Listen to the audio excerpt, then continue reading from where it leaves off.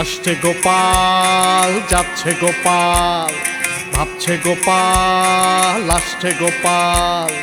যুগের পরে যুগ কেটে যায়, মানুষ তাকে ভোলে না।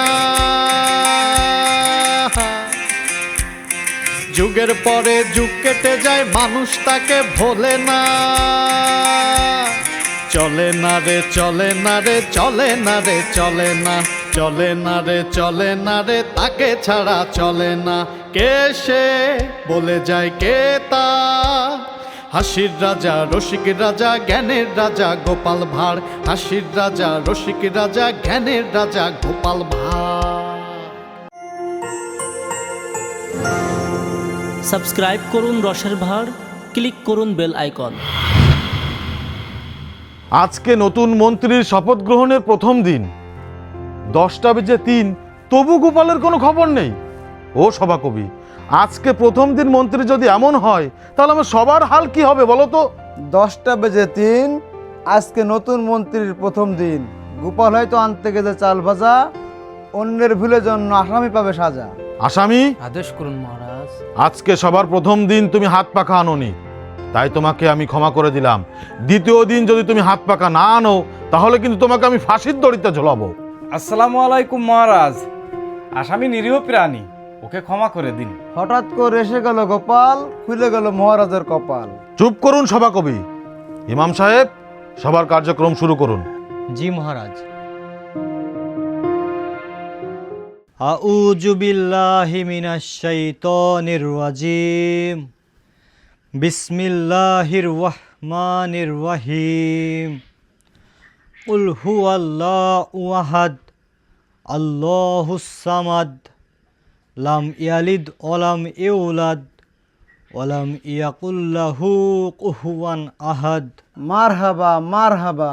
মারহাবা মারহাবা মারহাবা। মন্ত্রী সাহেব, সবাইকে দেখলাম ইমাম সাহেব কোরআন তেলাওয়াত করতে, সবাই খুব মনোযোগ দিয়ে শুনছে, আর আপনি এখানে দাঁড়িয়ে মোবাইল টিপাটিপি করছিলেন কেন? মহারাজ, আমার বড় একটা টিকটক অ্যাকাউন্ট আছে। আমি যেখানে যাই এই মোবাইলের মাধ্যমে ভিডিও সংরক্ষণ করি এবং সেখানে আপলোড দেই। আজকে আমাদের এই রাজসভায় ইমাম সাহেব কত সুন্দর কোরআন তিলাওয়াত করলেন, তাই আমি এই ভিডিওটা সংরক্ষণ করেছি। এটা যদি আমি আমার টিকটক অ্যাকাউন্টে আপলোড করি, তাহলে লাখ লাখ মানুষ দেখবে, আপনার রাজ্যের সুনাম হবে। বাহ, ও গোপাল, এতদিন পর তো একটা স্মার্ট মন্ত্রী পেয়েছি। রাজামশাই, ভোরের সূর্যটা দেখে দিন মেপে ফেলবেন না। হঠাৎ করে কালো মেঘ এসে সূর্যটা ঢেকে যেতে পারে।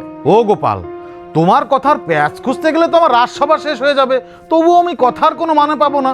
ও গোপাল, নতুন মন্ত্রীকে শপথ পড়িয়ে দিন। জি মহারাজ। মন্ত্রী সাহেব, হাত টান টান করে দাঁড়ান, আর আমি যা বলবো আপনিও তাই তাই বলবেন। ঠিক আছে গোপাল, আমি প্রস্তুত। আপনারা কে কোথা থেকে দেখছেন অবশ্যই কমেন্টস করে যাবেন। আপনাদের এই ভাইরাল টিকটকার আজ থেকে মন্ত্রীর চেয়ারে বসবে। গোপাল, আপনি শুরু করুন। আমি শপথ করিতেছি যে দেশের সেবায় নিজেকে নিয়োজিত রাখিব। আমি শপথ করিতেছি যে দেশের সেবায় নিজেকে নিয়োজিত রাখিব। কখনো কোনো অবৈধ কাজে লিপ্ত হইব না। অবৈধ কাজ কত প্রকার ও কি কি তোমাদের প্রত্যেককে আমি দেখিয়ে দিব। কি হলো মন্ত্রী সাহেব, বলুন। কখনো কোনো অবৈধ কাজে লিপ্ত হইব না। নিজেকে দেশের জন্য বিলিয়ে দিব। নিজেকে টিকটকে প্রতিষ্ঠিত করব। এবার আমি ভাইরাল হবই ইনশাআল্লাহ। মন্ত্রী সাহেব, আপনি আনমনা হয়ে আছেন কেন? আরে আমি তো নতুন, তাই একটু নার্ভাস লাগছে। ঠিক আছে, আমি বলছি, নিজেকে দেশের জন্য বিলিয়ে দিব। এবার আপনি আসন গ্রহণ করুন। এবার আপনি আসন গ্রহণ করুন। আরে আপনি করুন। আরে আপনি করুন। আসামি, জি হুকুম মহারাজ। পাখা কেন আনোনি? তোমার এই ভুল তো আমি ক্ষমা করতে পারছি না। এই গরমে কি রাজসভায় বসে থাকা যায়? মহারাজ, আমি কি কোনো ভুল করলাম? অবশ্যই আপনি ভুল করেছেন। আপনি শপথ গ্রহণের সময় আনমনা ছিলেন, তারপর দেখলাম মোবাইল বের করে কি যেন করছেন। আজকে আপনার মন্ত্রী সভায় প্রথম দিন, এজন্য আমি আপনার বিষয়টা ক্ষমা সুন্দর দৃষ্টিতে দেখলাম। এর পরবর্তীতে যদি আপনি দ্বিতীয়বার এই ভুল করেন, তাহলে কিন্তু আপনাকে মন্ত্রী পদ থেকে বরখাস্ত করা হবে। না না মহারাজ, এমনটা করবেন না। আমি কখনো আর এমন করব না। তাছাড়া আমি তো এই রাষ্ট্রের উন্নয়নের জন্য টিকটক বানাচ্ছি। নতুন এসেই রাষ্ট্রের উন্নয়নের কথা চিন্তা করছেন, এটা খুবই পজিটিভ। তবে মনে রাখবেন, এটা যেন রাষ্ট্রের কোনো অকল্যাণকর কাজ না হয়। আমি সবার উদ্দেশ্যে কিছু কথা বলছি। আপনারা সবাই জানেন, আমি আগের মন্ত্রীকে বরখাস্ত করে দিয়েছি, কারণ সে অনেক অবৈধ কাজ করত। তাই আমি আশা করছি এবারে নতুন মন্ত্রী ভালো হবে। যেহেতু নতুন মন্ত্রীর আগমন হয়েছে, তাই আমি একটা সিদ্ধান্ত নিয়েছি, আমরা সবাই শিক্ষা সফরে যাব। এই ব্যাপারে আপনারা সবাই কি বলেন? রাজ্যে এলো নতুন মন্ত্রী, টিকটক করা যার স্বভাব, তার হাতে রাজ্য দিলে থাকবে না আর অভাব। মহারাজ, আমরা শিক্ষা সফরে যেতে চাই। কিন্তু মহারাজ, আগামীকাল তো আপনার উগান্ডা সফরে যাওয়ার কথা, তাহলে কি আপনি উগান্ডা সফরের বিষয়টা ক্যান্সেল করেছেন? ও শিট, দেখো তো কাণ্ডটা, আমার একার মাথায় কি সব থাকে। যাই হোক, আমি সবার উদ্দেশ্যে আরো একটা কথা বলতে চাই। আমি আগামীকাল 7 দিনের জন্য উগান্ডা সফরে যাচ্ছি, আর এই 7 দিনে আমার মন্ত্রিসভার দায়িত্ব থাকবে, আমার রাজ্যের দায়িত্ব থাকবে এই নতুন মন্ত্রীর উপর। আরে এ তো দেখি মেঘ না চাইতে বৃষ্টি, প্রথম দিন থেকেই রাজ্যের দায়িত্ব পাচ্ছি, লুটে পুটে খাওয়া যাবে। যাই হোক, আমার উগান্ডা সফর শেষে আমরা সবাই মিলে শিক্ষা সফরে যাচ্ছি। মহারাজ মহারাজ জিন্দাবাদ জিন্দাবাদ। মহারাজ মহারাজ জিন্দাবাদ জিন্দাবাদ। মহারাজ মহারাজ। জিন্দাবাদ জিন্দাবাদ। শোন গোটা গোটা, মহারাজ আমাদের রাজ্যের বাইরে আছে, সেখানে তিনি 7 দিন থাকবে। এই সুযোগে আমি কিন্তু মন্ত্রী না, আমি বর্তমানে এই রাজ্যের রাজা। এই সুযোগে আমি কিন্তু কিছু মালকড়ি কামিয়ে নিব, কারণ সুযোগ বারবার আসে না। এই 7 দিনে আমাকে কোটিপতি হতে হবে। তোরা কোনো চিন্তা করবি না, তোরা শুধু কাজ করবি আর আমার থেকে পারিশ্রমিক নিবি, ঠিক আছে? আর আমি মাঝখান থেকে কিছু টিকটক বানিয়ে নিব। আপনি কোনো চিন্তা করবেন না মন্ত্রী সাহেব, আপনি শুধু খুন্তা কুতার আমাদের হাতে তুলে দিন, বাকিটা আমরা দেখে নেব। কিন্তু মন্ত্রী মশাই, আমাদের অগ্রিম টাকা দিতে হবে। আহা, তোরা এখনো পর্যন্ত এই মন্ত্রীকে চিনতে পারলি না? আমি এই রাজ্যের বর্তমান রাজা, টাকা পয়সা আমার কাছে কোনো ব্যাপারই না। দাঁড়া, ধর 500, তুইও 500 ধর, শুধু কাজ করে যা, যা কাজ কর, আমি এখন টিকটক বানাবো।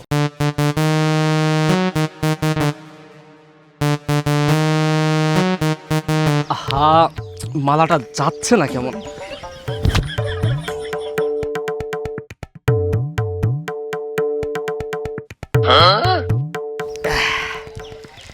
এবার ঠিক আছে। হ্যালো গাইজ, 20 আর 2 22, রাষ্ট্রের কাজ চলমান, মাঝখানে কিছু ফান। এই মন্ত্রীকে লাইক কমেন্ট করে যান, না হলে লজ্জায় কাটা যাবে তার কান। বা দারুণ বলেছেন মন্ত্রী সাহেব। শুক্রিয়া শুক্রিয়া। আসসালামু আলাইকুম মন্ত্রী সাহেব। রাজসভা থেকে সে সকালে আপনি এখানে এসেছেন, তারপরে আপনার কোনো খোঁজই পেলাম না। ওদিকে রাজসভায় অনেক লোক এসে এসে ফিরে যাচ্ছে। কেন ইমাম সাহেব, কি হয়েছে? আপনি তো আছেন আপনার টিকটক নিয়ে, এই লোকগুলোকে কাজ করতে দিয়ে আপনি তো আপনার কাজে যেতে পারতেন। দেখুন ইমাম সাহেব, আমি একজন মন্ত্রী, বর্তমানে রাজার দায়িত্ব পালন করছি। হ্যাঁ, আপনি বলতে পারেন আমি এখন বর্তমান রাজা। আমি যদি এখানে না থাকি তাহলে কি এরা কাজ করবে? আপনি আমাকে জ্ঞানমূলক কথা বলছেন কেন? আমাকে বেইজ্জতি করার চেষ্টা করবেন না, তাতে কিন্তু ফল খারাপ হবে। বেয়াদবি মাফ করবেন মন্ত্রী সাহেব, রাজা কখনো শ্রমিকদের কাজের দায়িত্ব দিয়ে সেখানে দাঁড়িয়ে থাকতেন না। আপনি তো আপনার ব্যক্তিগত স্বার্থ হাসিল করার জন্য এখানে দাঁড়িয়ে আছেন। যাই হোক, যে কারণে আমি এখানে এসেছি, রাজদরবারে একটি ছেলে এসেছে, তার বাবার অবস্থা খুবই খারাপ। এই মুহূর্তে তাকে 1 লক্ষ টাকা না দিলে তার বাবাকে বাঁচানো সম্ভব হবে না। তাই আমি আপনাকে তাকে 1 লক্ষ টাকা দেওয়ার জন্য অনুরোধ করছি। দেখুন ইমাম সাহেব, বর্তমানে কোষাগারের অবস্থা ভালো না।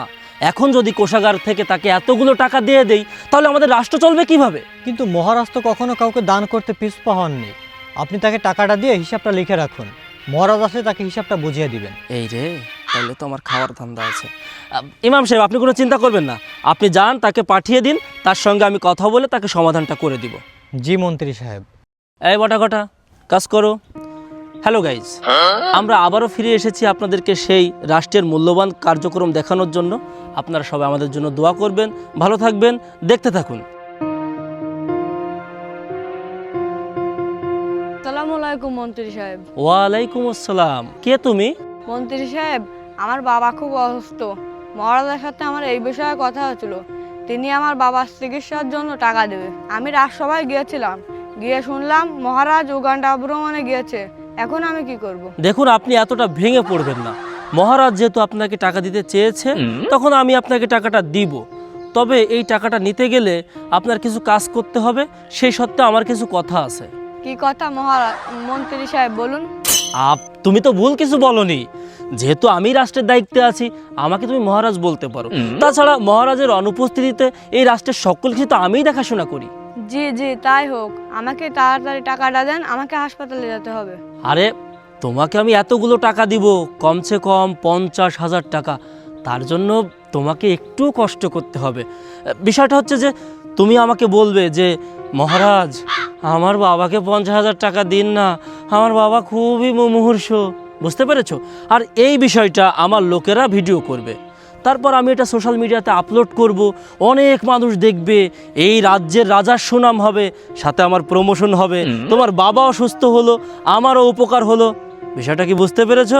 এই বটাখটা ফোনটা ধরতো, সুন্দর করে ভিডিও করবি। আমি এখন এই ছেলেকে টাকা দিব। এই ছেলে এদিকে এসো।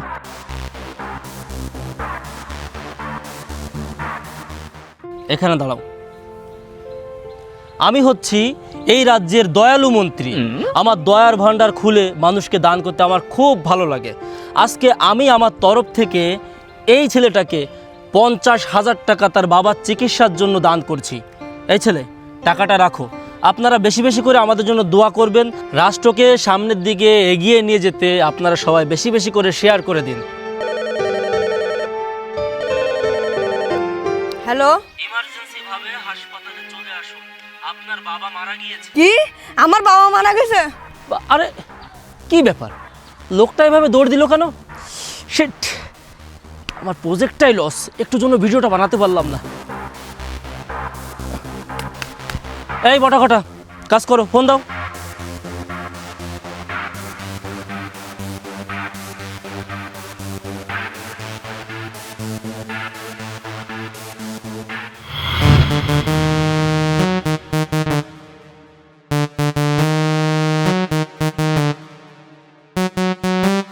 দাদু তুমি এইখানে? আমি তোমাকে সারা জায়গা খুঁজে বেড়াচ্ছি। বাবা মারা গিয়েছে। কি বলিস? আমি তো মহারাজের সাথে 7 দিন বিদেশে সফরে গিয়েছিলাম। এর মধ্যে তোর বাবা কিভাবে মারা গেল? চিকিৎসার অভাবে বাবা মারা গিয়েছে। হয়তো সঠিক সময় চিকিৎসা করতে পারলে বাবা বেঁচে থাকতো। আমার জানা মতে চিকিৎসা তো হওয়ার কথা ছিল, কিন্তু কি এমন হলো? ডাক্তার বলেছে দ্রুত টাকা লাগবে। আমি রাজসভায় গিয়ে দেখি মহারাজ নেই। তারপরে আমি ইমাম সাহেবের মাধ্যমে মন্ত্রীর খোঁজ নিয়ে মন্ত্রীর কাছে গিয়েছিলাম। তারপর কি হলো? চুপ হয়ে গেলি কেন, বল। মন্ত্রী টাকা দেওয়ার নামে টিকটক করে। একটা পর্যায়ে জানতে পারি হাসপাতাল থেকে আমাকে বলে আমার বাবা আর বেঁচে নেই। খুবই দুঃখজনক। টিকটকার মন্ত্রী তোর বাবাকে নিজে হাতে মেরে ফেলেছে। এর একটা উচিত শিক্ষা দিতে হবে। আচ্ছা, সবুজ কোথায়? তুই একটু সবুজকে পাঠিয়ে দে, যা।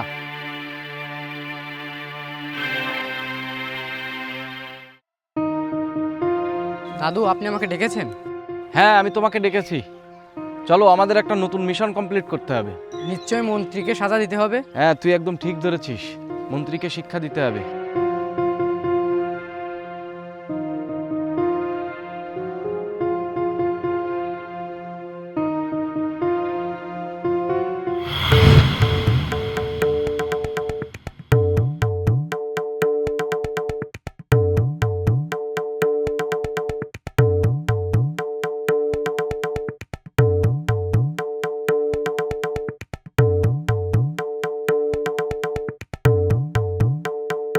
আসসালামু আলাইকুম মন্ত্রী সাহেব।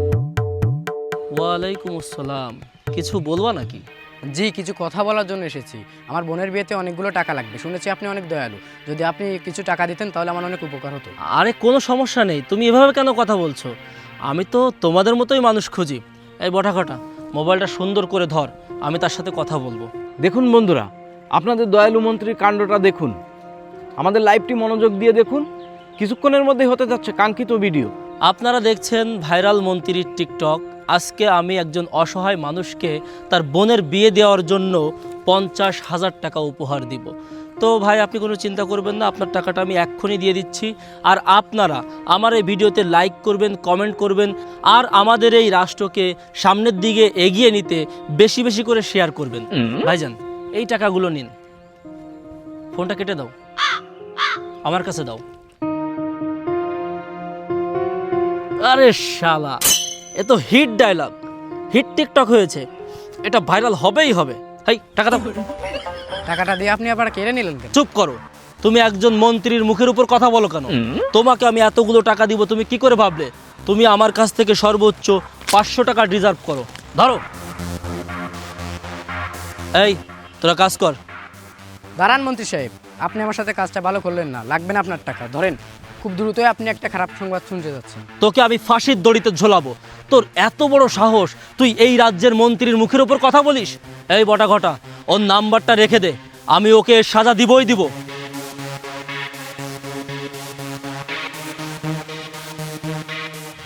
আমি তোমাদের সবাইকে কথা দিয়েছিলাম আমি উগান্ডা সফর শেষ করে তোমাদেরকে শিক্ষা সফরে নিয়ে আসব। আমি আমার কথা রেখেছি, আজকে তোমাদেরকে শিক্ষা সফরে নিয়ে এসেছি। মন্ত্রী সাহেব, তা আজকে আমাদের কি রান্না করে খাওয়াবেন? মহারাজ, আজকে এই শিক্ষা সফরে আমি সবার উদ্দেশ্যে সুদূর সুন্দরবন থেকে সরকারি পারমিশন নিয়ে হরিণ নিয়ে এসেছি।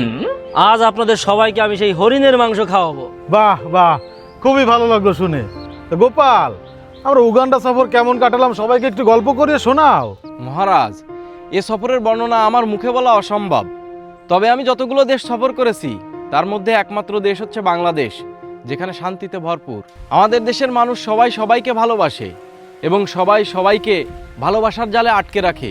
কিন্তু মহারাজ, উগান্ডা সফরে গিয়ে আমার দেশের অবস্থা নাজেহাল। উগান্ডা চপরে রাজা গোপালের ভর নাই মন, দেশে থেকে মন্ত্রীর ভরেছে গুদম।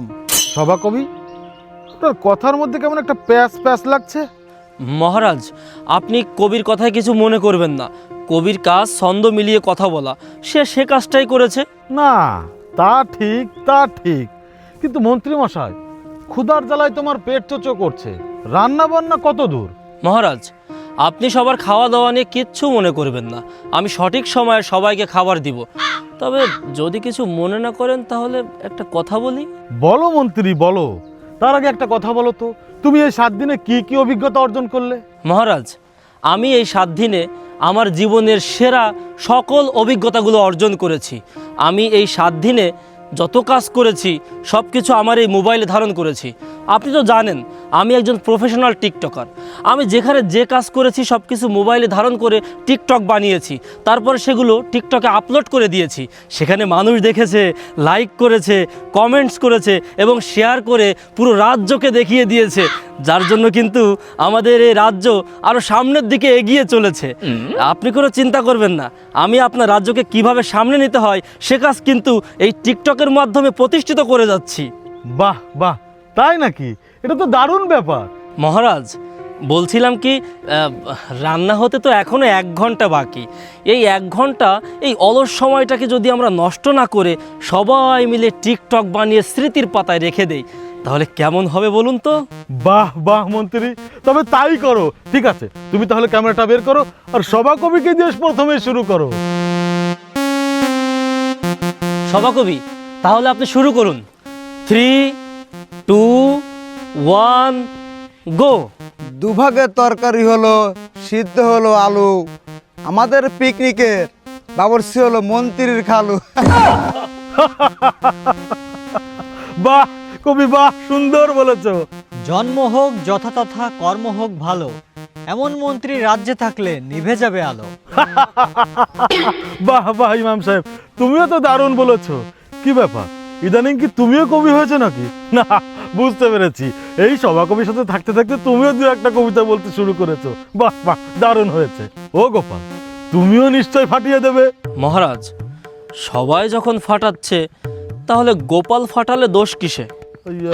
না মানে মন্ত্রী, তোমার কথাটা তো ঠিক আমি বুঝতে পারলাম না। কেন মহারাজ, আপনি দেখছেন না সবাই আমাকে ব্যঙ্গ করে কি সুন্দর টিকটক বানাচ্ছে? আরে মন্ত্রী, এটা হচ্ছে শিক্ষা সফর, তুমি নিজের গায়ে কেন দোষটা টেনে নিচ্ছ? এখানে তো সবাই মজা করবে। কি গোপাল, এবার তাহলে তোমার পালা, শুরু করো। মহারাজ, আমাকে ক্ষমা করবেন। আমি একজনকে কথা দিয়েছি আমি কোনোদিন টিকটক করব না। সেটা আবার কি গোপাল, তুমি আবার টিকটক নিয়েও প্রমিস করো? মহারাজ, যে টিকটক মানুষের জীবন কেড়ে নেয় সে টিকটক না করাই ভালো। দেখো তো কাণ্ডটা, একটা শিক্ষা সফরে এসে গোপাল তুমি প্যাঁচ ঘোষ দিয়ে কথা বলছো কেন? মন্ত্রী সাহেব, তুমি এবার আমার দিকে ক্যামেরা ধরো, আমি একটা টিকটক করব। ঠিক আছে মহারাজ, তার আগে আমি একটা শায়েরি বলি। খুলে গেল আমার ভাগ্য, হেরে গেল গোপাল, পোড়া কপালি গোপালের মাথা ভর্তি কপাল। পেট ভর্তি বুদ্ধি যার, তার নাম গোপাল, টিকটকে পুড়ে গেল মন্ত্রীর কপাল। এই রে, সবাই মিলে দেখি আমাকে তেনা তেনা করে ছেড়ে দিচ্ছে। কি হলো মন্ত্রী, তুমি আবার চুপচাপ করে দাঁড়িয়ে আছো কেন? আরে সুন্দর করে আমার দিকে ক্যামেরাটা ধরো, আজকে আমি সারা দিন টিকটক করব। বন্ধ করুন আপনাদের এই টিকটক। সেনাপতি, কে এই বালক? তার এত বড় সাহস এই রাজ্যের রাজার মুখের উপর ধমক দিয়ে কথা বলে? তাকে ধরো, ধরে তাকে কঠিন শাস্তির ব্যবস্থা করো। মহারাজ, এতটা উত্তেজিত হবেন না। ওর নাম লাল। আমি এই শিক্ষা সফরে আমার সাথে ওকে নিয়ে এসেছি। যদিও আপনার অনুমতি নেইনি, আপনি আমাকে ক্ষমা করবেন। কিন্তু গোপাল, এই বাচ্চা কেন আমাকে অপমান করে কথা বললো? মহারাজ, ওই যে কথায় আছে না, ঝিকে মেরে বউকে শিক্ষা দেওয়া, আজকে ঠিক এমনই একটা শিক্ষা দেওয়ার এখানে আয়োজন করা হয়েছে। এই রে, এই তো সেই ছেলে। আজকে কি আমার কপালে শনি আছে নাকি? গোপাল, আমাকে এত ঘুরিয়ে পেঁচিয়ে কথা না বলে সরাসরি বলো তো কি হয়েছে? মহারাজ, ওর নাম লাল, ওর বাবার নাম রহিম লাল, ও করিম লালের পোতা। সব দিকে লাল লাল লাল, এই ভুলে মন্ত্রী পস্তাবে চিরকাল। আহা সভাকবি, তুমি একটু থামো তো। গোপাল, কি হয়েছে আমাকে একটু ক্লিয়ার করে বলো তো। মহারাজ, লালের বাবা যখন অসুস্থ ছিল, আমি আপনার বরাবর দরখাস্ত করে ওর বাবার চিকিৎসার জন্য 1 লক্ষ টাকা পেয়েছিলাম। হ্যাঁ হ্যাঁ গোপাল, সেটা তো আমি জানি। গত 6 দিন আগে মন্ত্রীর হাত থেকেই তো টাকাটা দেওয়া হয়েছে। তারপরে কি হয়েছে বলো। মহারাজ, লালের বাবা যখন মুমূর্ষু অবস্থায় হাসপাতালে ভর্তি ছিল, তখন লাল মন্ত্রীর কাছে গিয়েছিল টাকার জন্য, কিন্তু মন্ত্রী সাহেব তার মূল্যবান সময় নষ্ট করেছিল টিকটক বানিয়ে, যার কারণে লাল সময় মতো হাসপাতালে পৌঁছাতে পারেনি। এতে করে লালের বাবা হাসপাতালেই মৃত্যুবরণ করেন। আমার মনে হয় মহারাজ, এই মৃত্যুর পিছনে মন্ত্রী সাহেবের হাত আছে। না না গোপাল, তুমি এসব কি বলছো? আমাকে ফাঁসিয়ে দেওয়ার জন্য ভুলভাল কোনো কথা বলবে না। কে বলেছে ওই খুনের পেছনে আমার হাত আছে? এই যে আমার হাত। চুপ করো গবেট মন্ত্রী। গোপাল, তারপর কি হয়েছে বলো। মহারাজ, সেই 1 লক্ষ টাকা মন্ত্রী সাহেবের পকেটে, সেই 1 লক্ষ টাকা আপনার খরচের খাতায় উঠিয়ে দিয়েছে। এই ভুলের জন্য মন্ত্রী সাহেবের ফাঁসি হওয়া উচিত। হ্যাঁ হ্যাঁ গোপাল, তুমি একদম ঠিক কথা বলেছো। এই কাজের জন্য মন্ত্রীর ফাঁসি হওয়া উচিত। আমার রাজ্যে এই 7 দিনে এত কিছু ঘটে গেল, অথচ আমি কিছুই জানতে পারলাম না। মন্ত্রী, গোপাল যা বলছে তা কি সত্য? মানে রাজা মশাই। চুপ করো তুমি। সেনাপতি, আদেশ করুন মহারাজ। বন্দি করো মন্ত্রীকে।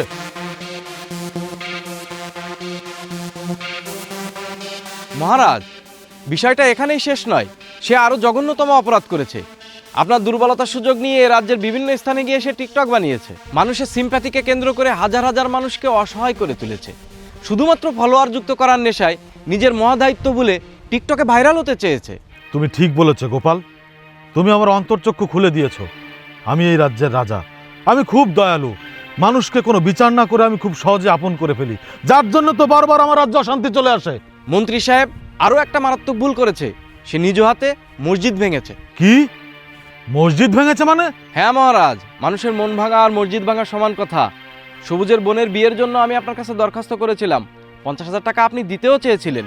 সেই টাকা মন্ত্রী সাহেব সময় মতো সবুজকে দেয়নি, যার জন্য সবুজের বোনের বিয়ে ভেঙে যায়। আর এই টাকা আপনার খরচের খাতায় তুলে দিয়েছে। এখন আপনি বলুন, মন্ত্রী সাহেব কি মসজিদ ভাঙেনি? হ্যাঁ গোপাল, হ্যাঁ, আমি এই অপদার্থ মন্ত্রীর হাতে আমার রাজ্যটাকে ছেড়ে দিয়ে অনেক বড় ভুল করেছি। মহারাজ, এখানেই শেষ না, পিকচার আবি বাকি হে। থাক গোপাল, তোমাকে আর প্রমাণ দিতে হবে না। লালের বাবার মৃত্যুর জন্য মন্ত্রীর ফাঁসি হবে, কারণ সেই খুনের সাথে জড়িত। আচ্ছা মন্ত্রী, আমাকে একটা কথা বলো তো, তোমরা এমন কেন? তোমরা কি জানো না ক্ষমতা মানেই দায়িত্ব? আর যারা এই দায়িত্ব পালন করে তারা সবসময় ক্ষমতাহীন হয়। আচ্ছা, তুমি কি জানো আমার রাজ্যের আগে যে মন্ত্রী ছিল সে তোমার থেকেও জঘন্যতম পাপ কাজ করেছিল। আমার সরলতার সুযোগ নিয়ে সে রাতের অন্ধকারে পালিয়ে গিয়েছিল, তাই আমি তাকে কোনো শাস্তি দিতে পারিনি। তবে এবার আমি আর কোনো ভুল করতে চাই না। তোমাকে আমি সবার সামনে প্রকাশ্য দিবালোকে ফাঁসির দড়িতে ঝোলাবো, যেটা দেখে বাংলার মানুষ সকল প্রকার পাপ কাজ থেকে দূরে থাকবে। সেনাপতি, এই গবেট মন্ত্রীকে বাসের সাথে ঝুলিয়ে নিয়ে এখান থেকে চলো। শিক্ষা সফরে এসে যে শিক্ষাটা পেয়েছি সেটা ইতিহাস হয়ে থাকবে। আমি সবার উদ্দেশ্যে একটা কথা বলতে চাই, নির্দিষ্ট কোনো দায়িত্ব থেকে কেউ কাউকে অবহেলা করবেন না। সবাই একটা জিনিস মনে রাখবেন, দায়িত্ব মানেই ক্ষমতা, ক্ষমতা মানেই দায়িত্ব না। আসামি, এখান থেকে শিক্ষা গ্রহণ করো। 5 ওয়াক্ত নামাজের 3 ওয়াক্ত করেছো কাজা, এই জন্য রাজা সাহেব দিয়েছে তোমাকে সাজা। দেখো কি মজা। সেনাপতি, তাকে এখান থেকে নিয়ে বাসা ঝুলিয়ে দাও।